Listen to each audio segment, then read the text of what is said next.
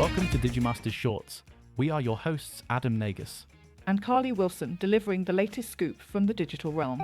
A recent Massachusetts Institute of Technology study finds that artificial intelligence can perform tasks currently done by nearly 12% of the US workforce. Researchers used the Iceberg Index to measure the potential for automation across nearly 1,000 occupations involving over 150 million workers. The index evaluates how AI capabilities overlap with workers' skills, especially in technology, finance, healthcare, and professional services.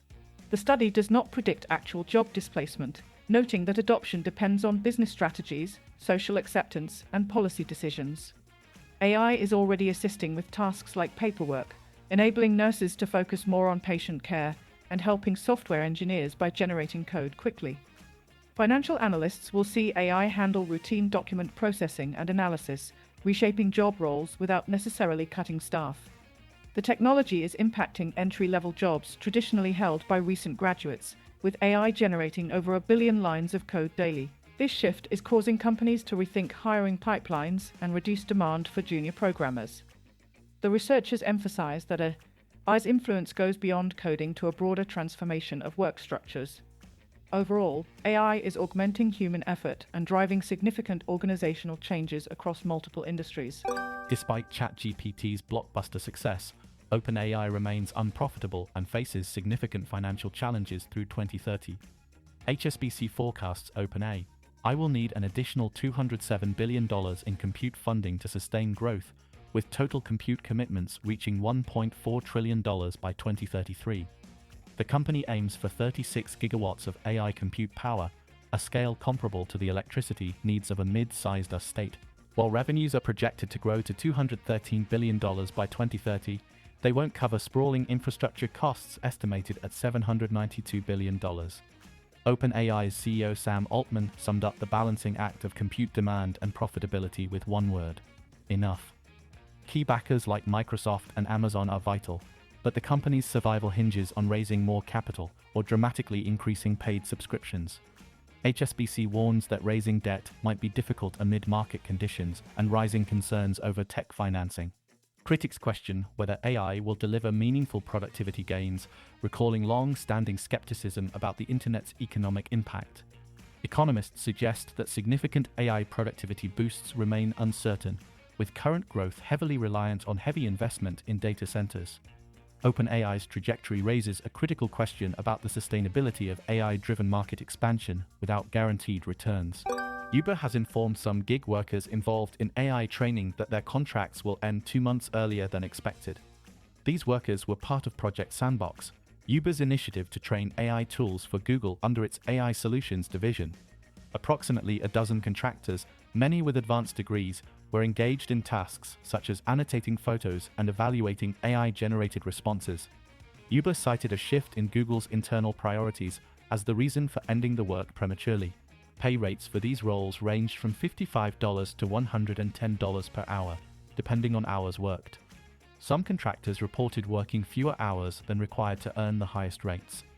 Uber assured affected workers it would keep them in the network for future opportunities.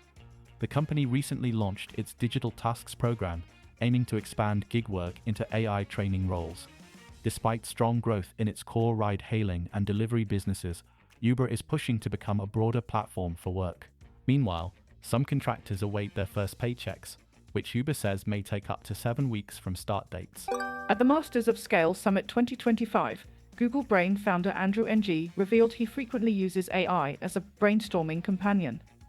Ng shared that he talks to AI while driving, rotating among different chatbots to leverage their unique capabilities.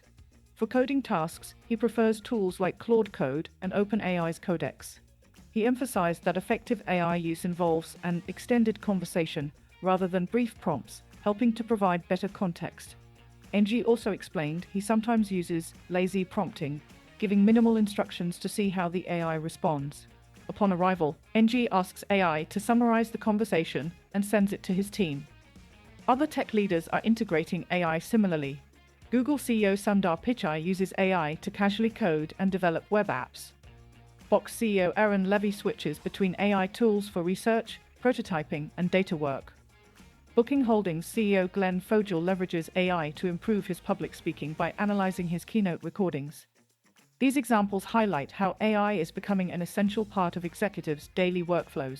OpenAI has acknowledged a slight decline in time spent on ChatGPT following the introduction of content restrictions in August, including parental controls and limits on teen conversations about suicide and adult topics.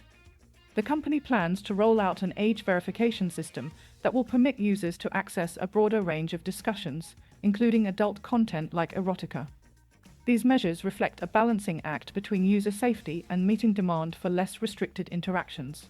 OpenAI CEO Sam Altman has hinted that age verification features are expected by December, although details on the process remain unclear. This move aligns with broader industry trends as companies like Google implement age verification to protect minors. Despite content limitations, ChatGPT remains highly popular, with 35 million paying subscribers as of July. OpenAI aims to grow this number to 220 million subscribers by 2030, anticipating 2.6 billion weekly active users. The premium subscription enhances user experience with higher limits, additional models, and advanced features. ChatGPT supports a variety of functions, from answering questions to coding and content creation, even under current restrictions. OpenAI may unveil new features during a holiday event similar to last year's 12 Days of OpenAI leading into Christmas. Thank you for listening to today's AI and Tech News Podcast Summary.